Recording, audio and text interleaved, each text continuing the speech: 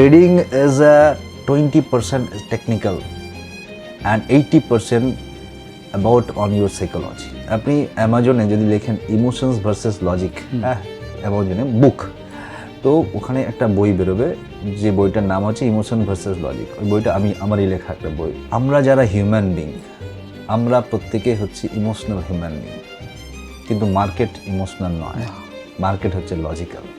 Market কিন্তু খুব ভালোভাবে জানে যে প্রত্যেকটা মানুষের দুর্বলতা কী, সে জানে যে প্রত্যেকটা মানুষ ইমোশনাল।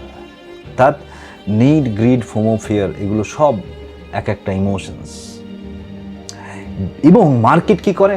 মার্কেট বারবার আপনার ওই ইমোশনে গিয়ে অ্যাটাক করে এবং আপনাকে বিধ্বস্ত করে দেয় মানসিকভাবে।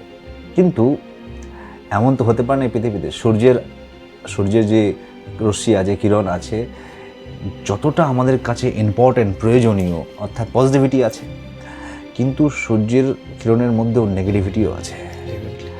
আপনি বিনা সূর্যের আলোয় চলতে পারবেন না, কিন্তু সূর্যের আলোতে যদি 1 ঘন্টা দাঁড়িয়ে যান, আপনার অবস্থা খারাপ হয়ে যাবে। সো ওই একই সূর্যেরই আলো কখনো পজিটিভ কাজ করছে, কখনো নেগেটিভ কাজ করছে। ঠিক তেমনই মার্কেটের যেমন স্ট্রেংথ আছে, মার্কেটেরও উইকনেস আছে।